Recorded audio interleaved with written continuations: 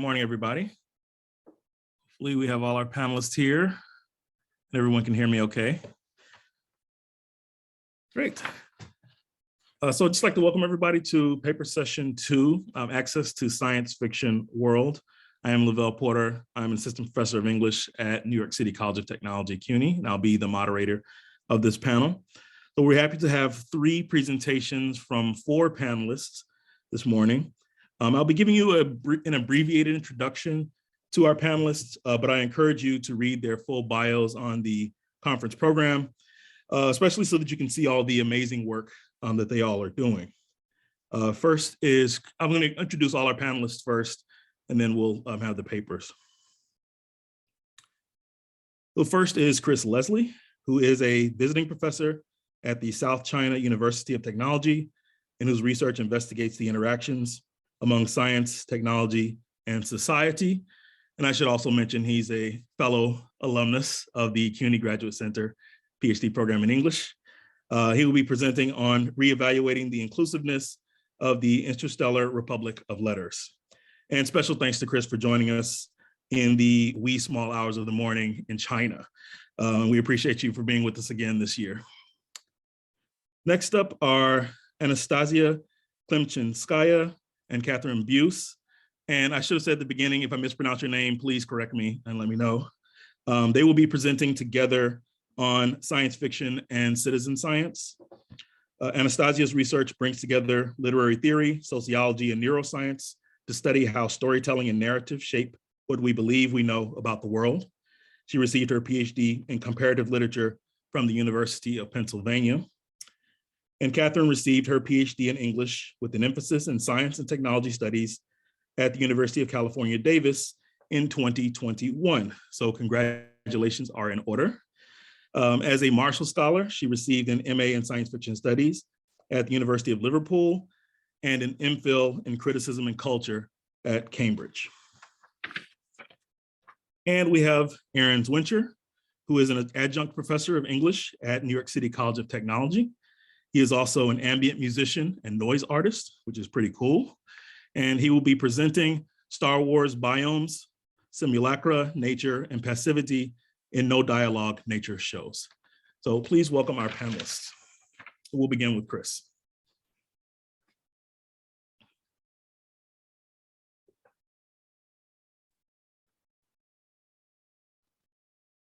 Hi, everybody. So thank you, Lavelle. Nice to see you virtually, at least. And thanks to all the organizers for letting us come together today. It's been an interesting discussion already. So I'm really kind of curious about rethinking this assumption that we sometimes see in the science fiction literature about the early days of science fiction being an inclusive genre. And there's sort of 2, maybe a historical reason and a contemporary reason. One thing is that there is a sort of parallel resistance and maybe a decrease in diversity in science and engineering. At the same time, we see a similar problem in the history of science fiction before 1970. So science fiction gives us an opportunity to look at maybe some evidence, some concrete evidence for this sort of decline in inclusiveness. But also these days, with the female Doctor Who and Poor Rose and Star Wars, we have this sort of opportunity to think about why what some of us think to be a very inclusive genre seems to some people to be a different kind of experience, I guess. So the enthusiasm for the public sphere of science fiction has been noted by a lot of critics. I'm using John Chang's quote here from his book, Astounding Wonder, and this idea that the readers of science fiction and the writers of science fiction join together in this egalitarian public sphere, which had its merit-based rules for engagement.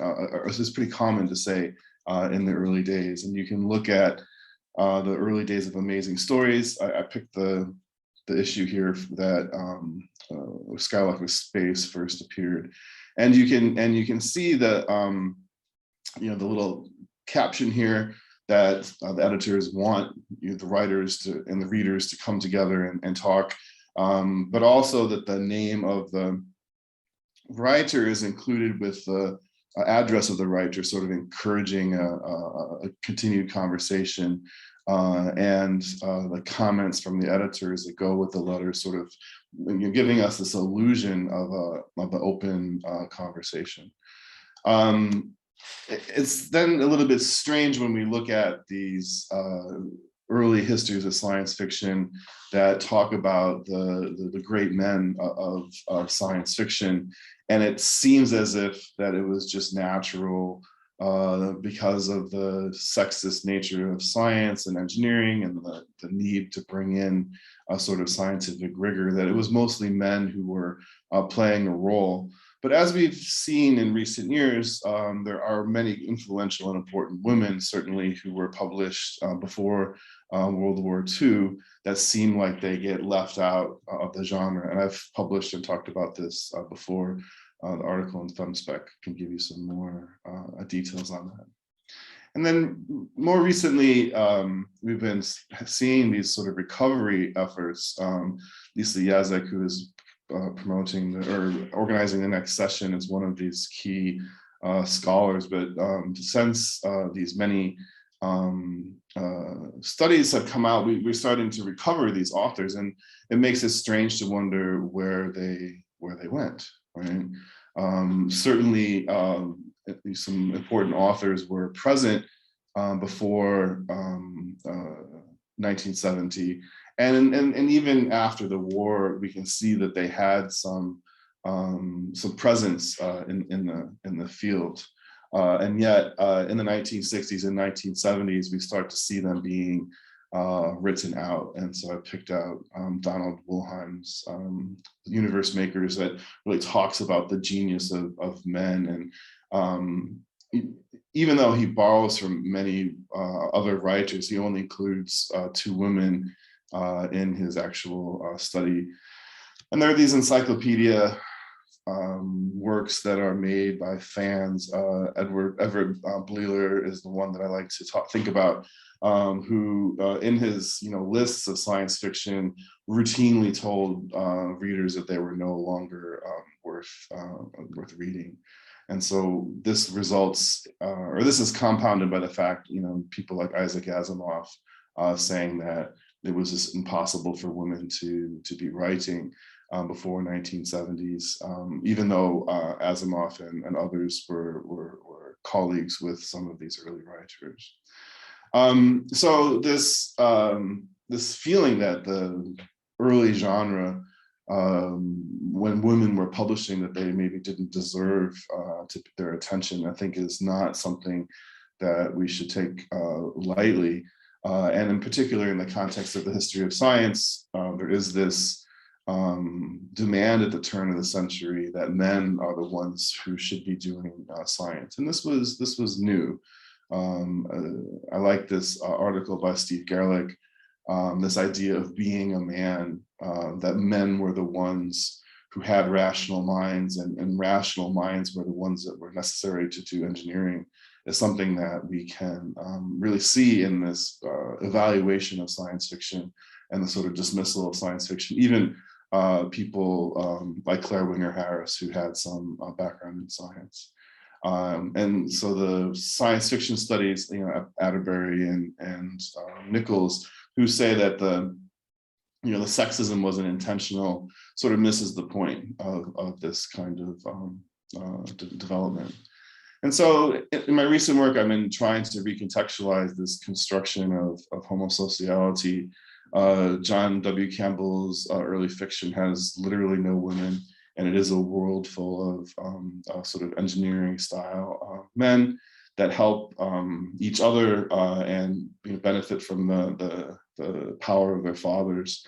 I think this is maybe not as neutral as it seems at this time, when people were first considering that we need to create a world for men to do sort of rational science.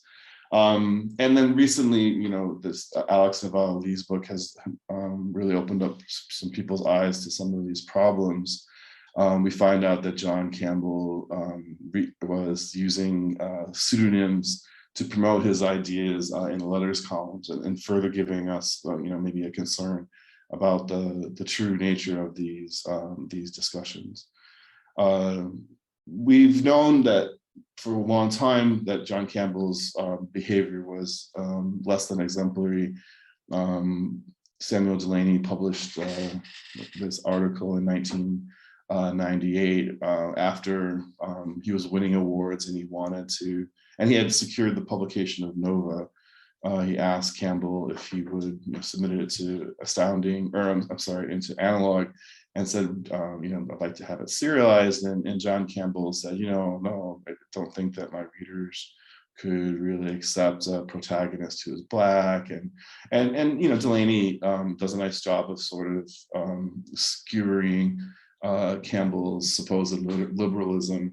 But there's more to this story, which I think is worth pointing out, which is that Campbell had previously published a story with a Black protagonist, actually 6 years before Nova. The problem was that Delany's protagonist was not didn't fit in with Campbell's politics. And so Mac Reynolds wrote this story about these African Americans who are secretly pretending to be Native Africans, trying to bring about a change in civilization.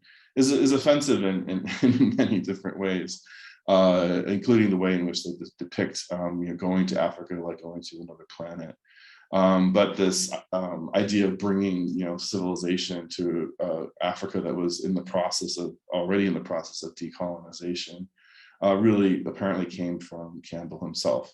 And the comment that Reynolds made about this was that he was sort of ghostwriting for Campbell's ideas. So this is sort of the place I am in this research, sort of trying to rethink this kind of the problem of inclusion and the problem of the construction of masculinity and gender. And this hopefully looks going well so far. I'll be coming out on a book from Palgrave in 2022 next year. So thanks, looking forward to these other presentations. So I'm going to stop here, and looking forward to your comments as well. Great, thank you, Chris. Okay. All right, so next we will have Anastasia and Katherine presenting together. Yes, so I will start out, and Katherine will take the second half of the presentation, and Katherine will be running the PowerPoint. So hopefully we can make this all work. I wanted to start out by saying, thank you for having me. I've been attending this symposium since I think the second one, back when I was still on the East Coast. We're now at number 6. So it's become somewhat of a tradition, and I'm really thrilled to be here. So since this year's theme is access, I would actually like to start by talking to you about the opposite of access, which is inaccessibility. And more specifically, inaccessibility in the realm of science, because I think, as we all know, science has quite the history of inaccessibility. So during the scientific revolution in the 17th century, which we hail as establishing the modern scientific method, including experimentation, peer review, science was the purview of gentlemen scientists. And so it was an activity for amateurs with ample funds, with leisure time, and the very physical spaces in which their experiments took place were accessible only to male nobility and royalty. And even as this was the period when scientific findings began to be published, literacy, of course, and cost made access to these experimental results prohibitive. And in the 18th century, while there were often itinerant lecturers that gave demonstrations in public spaces such as city halls, much of science was still considered a refined entertainment in the salons of the well-to-do and more interested in metaphysical questions. rather than practical ones. And so the 19th century saw some slight changes to this as a result of industrializations, new technologies being disseminated throughout Western societies. And with that came the project of scientific popularization. And this was the ideal, as Bernadette Bensaud-Vincent talks about, of putting science in the reach of all, mobilizing all existing means of circulating information, lectures, conferences, magazines, books, encyclopedias, exhibitions, museums. And actually, if I could have the next slide. This is what science would have looked like in the 18th century. As you can see, it's sort of a salon for the nobility. And then if we skip on to the next slide, this is a scientific lecture from the 19th century. And we can really see the contrast here with, the number of people, kind of the how public this space is. And then if we go on to yet another next slide, this is one of the world's fairs from the late 19th century, which is an even broader, even more public space. These attracted thousands, sometimes even millions of people. And this is something called the Gallery of the Machines from one of the French fairs that was supposed to help you understand how they worked. But despite this boom in what we would today call science communication, the 19th century was also the period when science became professionalized. The word scientist is a term coined by William Lavelle in the 1830s, making science a sort of calling and professional category rather than the pastime of an affluent aristocrat. And a century later, Max Weber would give his renowned talk on science as vocation, Wissenschaft als Beruf. And Beruf can alternatively refer to both job and calling. And so in other words, even as science was being popularized and knowledge about it in many ways made accessible, it was once again being locked up behind financial barriers and the walls of institutions. And to bring us back to the modern day, this situation is not necessarily quite so different, as many scientific discoveries today remain proprietary knowledge hidden behind military and government security clearances, non-disclosure agreements, intellectual property laws. For example, until recently, even genes could be patented by genetic testing institutions. And more recently, and I think most starkly, we've seen this play out with the COVID-19 vaccines, which are subject to intellectual property laws, which have prevented countries around the world from manufacturing their own. And many of these countries are campaigning for an intellectual property waiver. And even among professional scientists, the contemporary ideals of peer review, the reproducibility of experiments, often run into trouble. So to quote the scholar H.M. Collins, he's written, for example, about how physics experiments, and specifically the creation of particular types of lasers, cannot be replicated except by those who were in the original laboratory and therefore possess the extensive hands-on experience that it requires.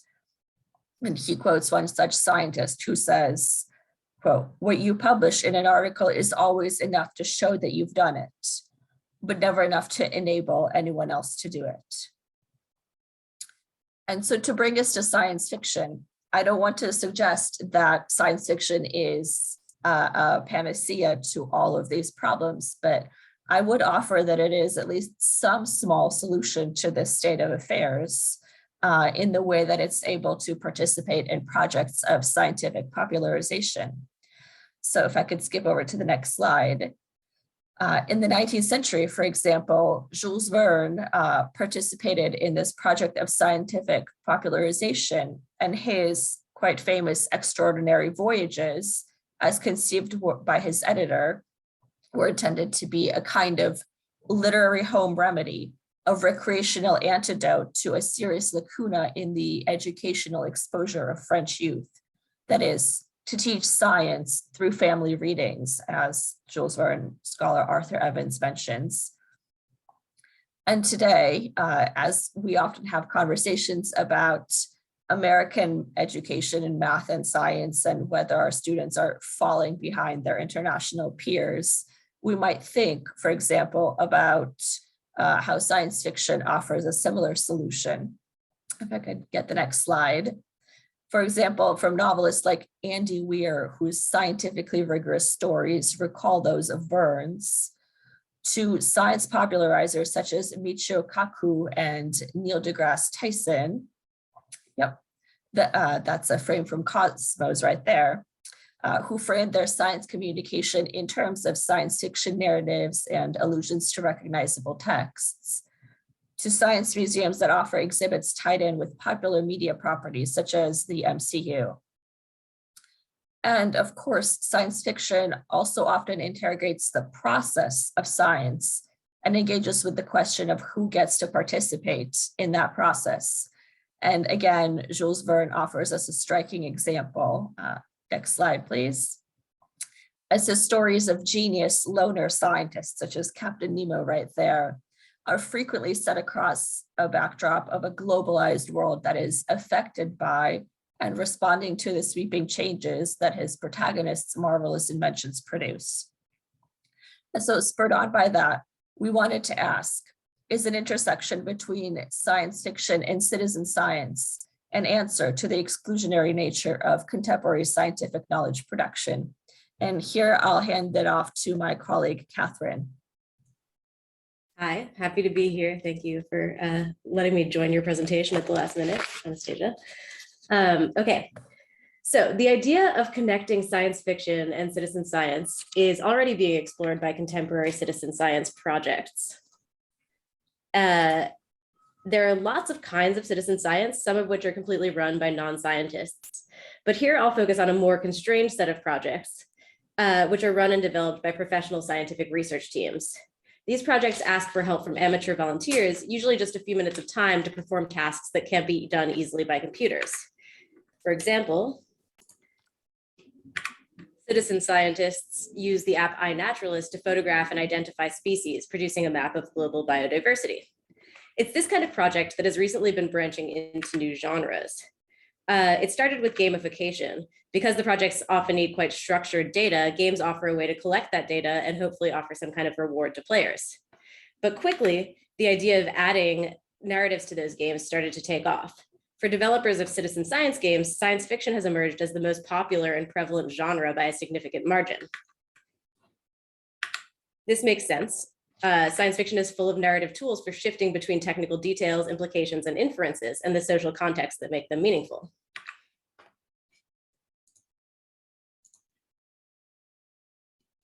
All right. I would hazard that science fiction fans are more likely than average to identify as citizen scientists, willing to deeply engage with science as some combination of community service, hobby, and entertainment. However, the use of citizen science or of science fiction in citizen science games has an unfortunate dark side. In the background, for example, you see the trailer for Play to Cure, Genes in Space, released by Cancer Research UK in 2014. In the game, you play as a space pilot harvesting a mysterious substance called element alpha and working as an employee of the corporation Bifrost Industries. In reality, the player is mining genetic data from breast cancer tissue samples. The space interface adventure thing is an interface for scientific data, but it's also an elaborate distraction from the science underneath. It's certainly not educational about genetics. That said, there is a certain amount of bleed, and here I'm cribbing a brilliant analysis by my former colleagues at UC Davis, Colin Milgren and Melissa Wills. Why does this game have you working for a corporation called Bifrost Industries? What made the creators of the game think this detail would lend credibility to the story rather than letting the player be like a free space entrepreneur or some kind of space pirate or something? Bifrost Industries is a necessary part of the game because it's a symbol for the pharmaceutical industry. After all, even if the end game is curing all cancer, as the trailer claims, any real-world cure is likely to end up routed through big pharma before it reaches patients. This means that the volunteers for Genes in Space actually are potentially providing their labor for a shadowy, nearly all-powerful corporation. Curing cancer will benefit everyone, but it'll benefit Pfizer most of all. The addition of a science fiction storyline to a citizen science project can be a big, shiny distraction from the aims and structure of the research. It can make the player forget about the fundamentally extractive logic that's particular to gamified forms of citizen science, according to Aya Kimura and Abby Kinshi. Similar to the human computers working at NASA in the 1960s, citizen scientists playing science fiction games are just CPUs, sort of donating their unused processing cycles to scientific projects without their own goals being included in the loop. So Anastasia and I have been, no, don't replay, please. Come on, there we go. So Anastasia and I have been talking about how we can imagine alternatives to this extractive form of science fictional citizen science. Full disclosure, I'm actually also a co-developer of a citizen science game that is adding a science fiction storyline to a popular citizen science game, Fold It, but that's a matter for the Q&A, if at all. So one thought that Anastasia and I had was about how science fiction fandom organizes itself. When you look at fan communities, you see circumstances where fandom is able to talk back to the creators of story worlds that they admire and provoke change in stories. Science fiction fans push back against the hierarchical relationship between producer and consumer. They write fan fiction, they debate canon, they save shows from cancellation, and they ship the heck out of their favorite characters. In doing all of this, they guide the future of the franchises to which they devote their unused CPU time. In fandom, fans are also creators. So what if we used existing media properties to create citizen science communities? What if Star Trek teamed up with iNaturalist to create fictional away missions to planet Earth, cataloging the plant life alongside commander data? Might we be able to produce citizen scientists who remain in the loop and are organized enough as a community that they can influence the future of the research agenda? So that in the end, they can engage not just with processing data, but with what scientific questions are asked about the planet? That's just one scenario, and we'd be happy to talk more about the possibilities in the Q&A. And I will leave it at that.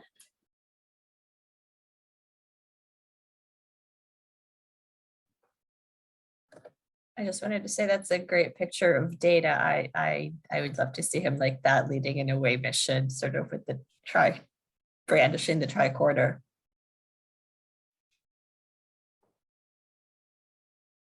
Great. Thank you, Anna and Katherine, for that wonderful presentation. And I'm sure we'll have many comments and questions related to both of the papers we heard so far. All right, great. So Aaron, you can take it away. Okay.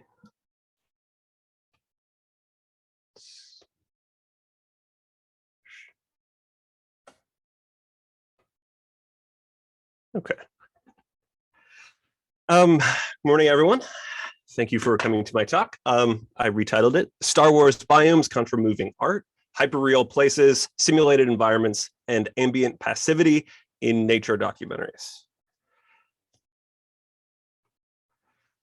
So today I want to address the socially constructed concept of nature and the limitations of our mediated access to the more than human world as articulated through Star Wars Biomes and Louis Schwartzberg's Moving Art docuseries.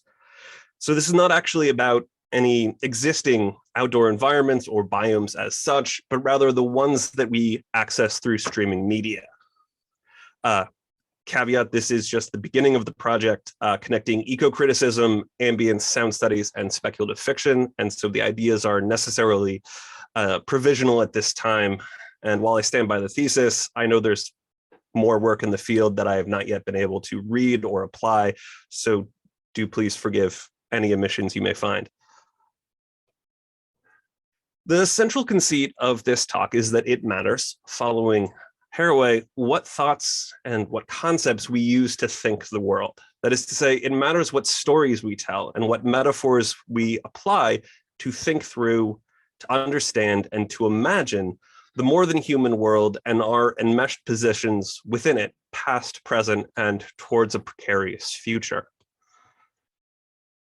While our access to other beings and things is inherently incomplete, we are not separate or separable from the lives and doings of the flora and fauna of this planet. That we are triggering a sixth mass extinction should make that readily apparent. Anything that enables an uncomplicated depiction of nature that maintains this illusion of separation or reifies a nature-culture binary is problematic. which brings us to our two works, Star Wars Biomes and Louis Schwartzberg's Moving Art. Moving Art is a nature docuseries from director Louis Schwartzberg, currently available on Netflix. It is primarily composed of time-lapse and drone flyover landscape footage. Each 20-ish minute episode is focused on a theme, such as forests or flowers, or a single place, Big Sur, California, Iceland. Notably, there is no voiceover and no dialogue, but rather an orchestral ambient soundtrack. Star Wars Biomes is a single 18-minute short film that cuts together incredibly similar drone flyover landscape footage from 6 different planets in the Star Wars universe: Hoth, Tatooine, Sorgan, Mustafar, Crate, and Ahch-To. It just also includes AT-ATs, probe droids, porgs, the Millennium Falcon, and other digitized sci-fi sights and sounds drawn straight from the blockbuster series. In a move that is maybe a little too on the nose, Disney's Star Wars Biomes, which plays on Disney Plus, plays the role of Disneyland if we extend Baudrillard's metaphor to this case. Star Wars Biomes is the hyper-real nature documentary that is meant to disguise, but instead reveals, the simulated reality of real nature documentaries like Moving Art or National Geographic's Earth Moods.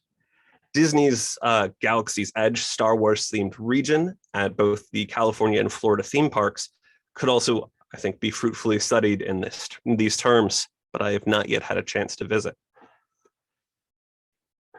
Now, I want to make clear that I enjoy both of these programs. The Star Over flyovers are delightful and amusing, and Moving Art is a relaxing show full of some of the most picturesque corners of the planet that I've played on repeat for the past 2 years.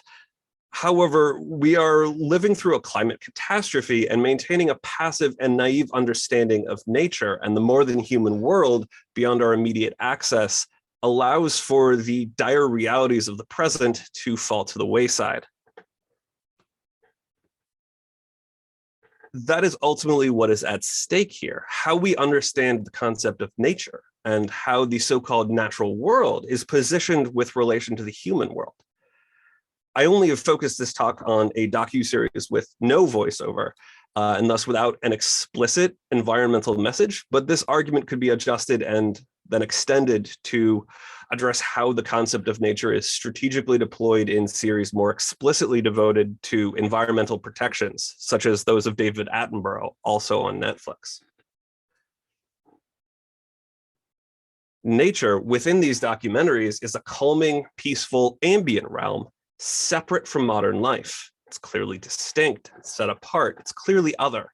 It's a distant over there, somewhere far, far away, that is not present at hand and not relevant to our day-to-day living. It's an escape, a refuge, it's a fantasy, or a space opera, if you will. The concept of nature is pacifying. It lets us imagine that so far as this planet goes, things are okay. I mean, look at those beautiful vistas. Even if we live in cities choked with smog and plastic, pumping out toxic pollution, even if our world is marred by environmental racism and increasing natural disasters, there is still a pristine nature that exists elsewhere that we can content ourselves with images of, and maybe we can take a vacation and go there someday. It is perhaps no surprise that these works were particularly enticing during lockdown.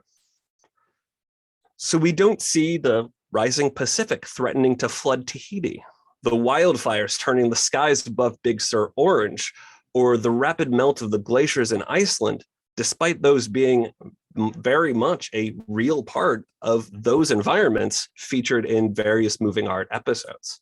We don't have access to the messier realities of these sites, only curated visions cut together for our viewing pleasure. A tangent that I don't have time to fully explore here is a certain problematic colonial ethnocentrism within Moving Art. To wit, moving art only depicts humans and human structures when they are ancient or traditional or exotic. There are no humans featured in the American, Japanese, New Zealand, or Icelandic episodes. But in other episodes, there are displays of traditional culture. Thai dancers in the Koh Samui episode, Polynesian fire dancing in Tahiti, a singer in traditional clothing in Peru, and ceremonial dancing and hunting in Marquesas, for example. The ethnocentrism and colonial drone-mounted gaze of moving art aside, by comparing the stunning vistas of Hoth with the snowscapes of New Zealand, our deserts with those of Tatooine, rice paddies of Cambodia with those of Sorgan, verdant islands of the Gulf of Thailand with Ak To, we can see the constructed artificiality of both. These are visual works designed to entertain, to soothe, and to do so by creating in our cultural imaginary a certain, and I would argue detrimental, conception of nature through contrast and hyperrealism for Star Wars, and more directly through a simulacra of nature in moving art. There is no existing nature culture binary. Like any other binary, it breaks down, and the clear distinction between the two cannot be maintained in good faith. Rather than submit and give up, we can read these documentaries against the grain, interrogate their colonial gaze while still enjoying the stunning imagery and the relaxing ambience.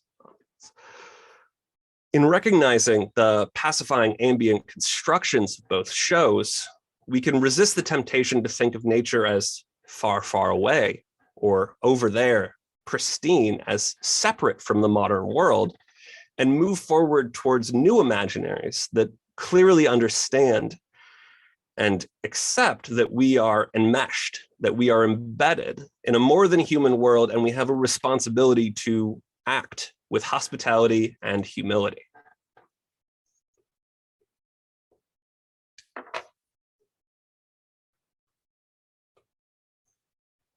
All right. And I guess it's time for Q&A now. It is time for Q&A. Thank you. Thank you so much, Aaron. All right, so yes, we do have time. We have about 10 minutes or so. So if anyone from the audience has questions, or if the panelists have any questions of each other, we have time for a discussion. Thank you all, by the way, for your presentations and for sticking to the time limits. You're making this a lot easier on us as moderators to keep everything flowing. So we really appreciate that. I have a comment and a question, Lavelle.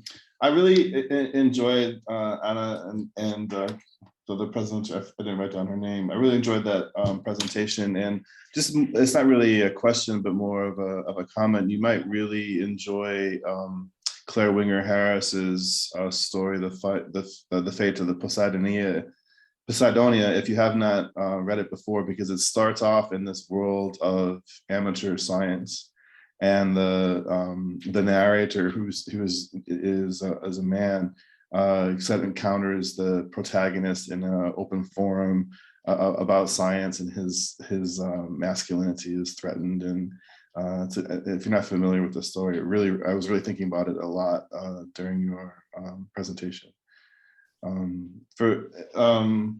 Yeah, thank you for that recommendation. I'm always really interested in stories that particularly engage with the question of who does science. I didn't have time to delve into this with Jules Verne, but my big argument has always been that there are fictions that are very interested in who the scientist is and who gets to participate and who is affected by the science that is done. And the answer is, the entire world.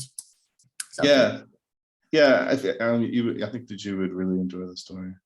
Somebody asked you to type the recommendation into the chat, if you would. Yeah, I will. Aaron, I liked your comment that there's no divide between the cultural world and the natural world. It's an illusionary divide.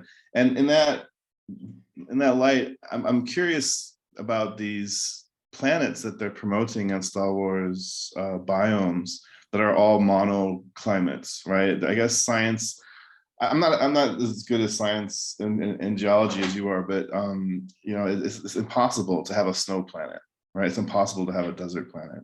And so what does it say about this cultural fantasy of having these planets that are so homogeneous?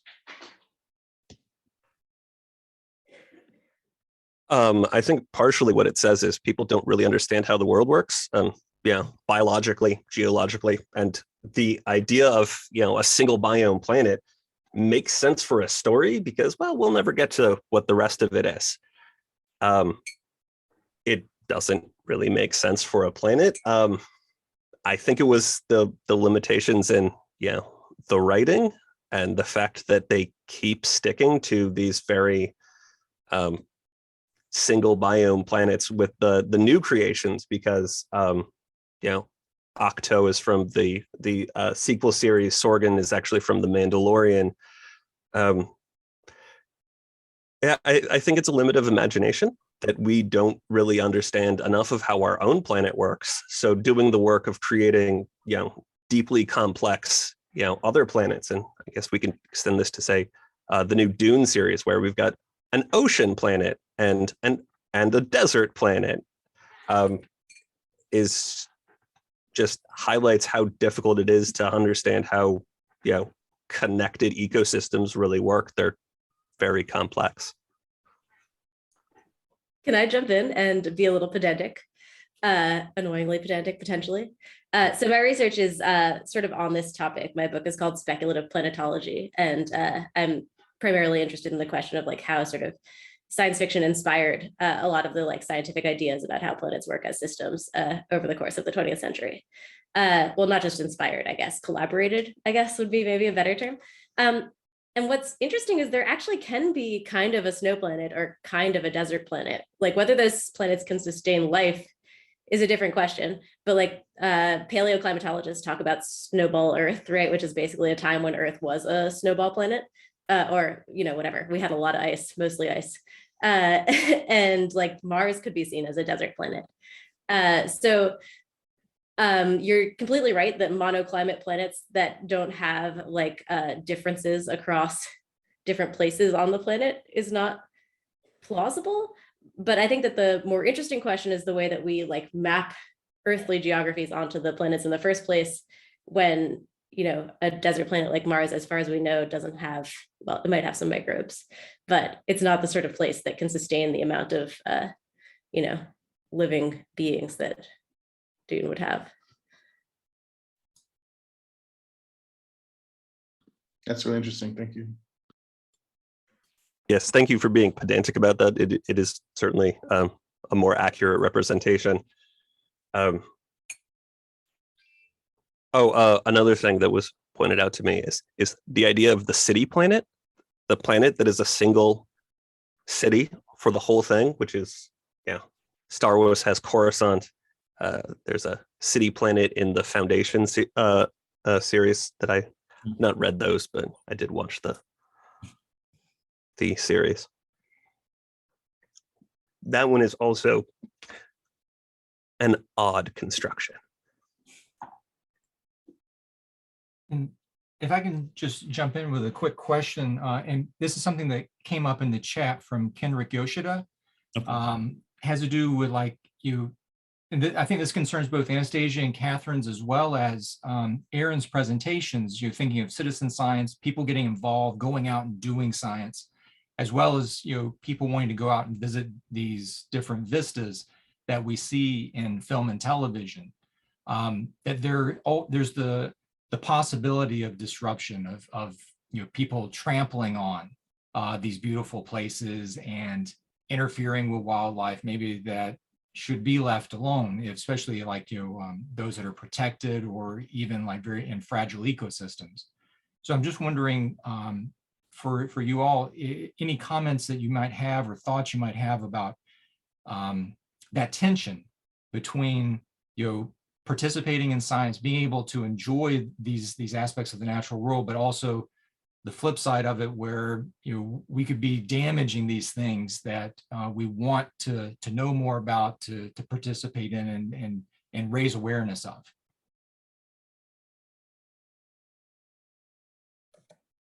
Yeah, that's a really interesting point. Thank you for pointing. I had missed that in the chat, so thank you for bringing that up, Jason.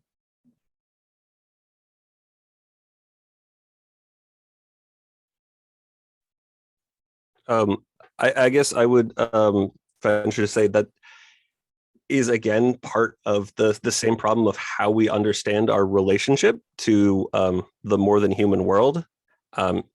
If it's just as a tourist, and touring, the various, vistas in our favorite movies is, a lot like, wandering around, New York City and going on the Sex and the City tour, or seeing the Ghostbusters firehouse.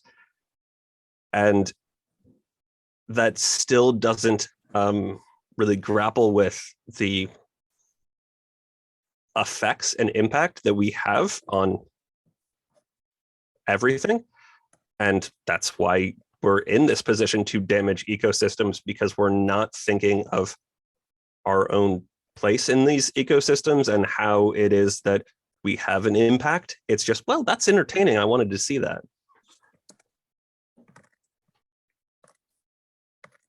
Great. Thank you. I just wanted one note of clarification. The comment was from Ida Yoshinaga, not from Kenrick Yoshida. So they were borrowing a colleague's computer. So just want to clarify where that comment came from.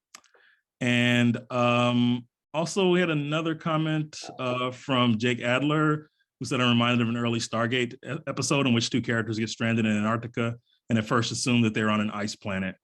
And thank you for that comment. And that comment's actually related to our wonderful conference poster, which was designed by a student at City Tech, Evelyn Ng, and kind of incorporates the Stargate into it. And we really like that poster.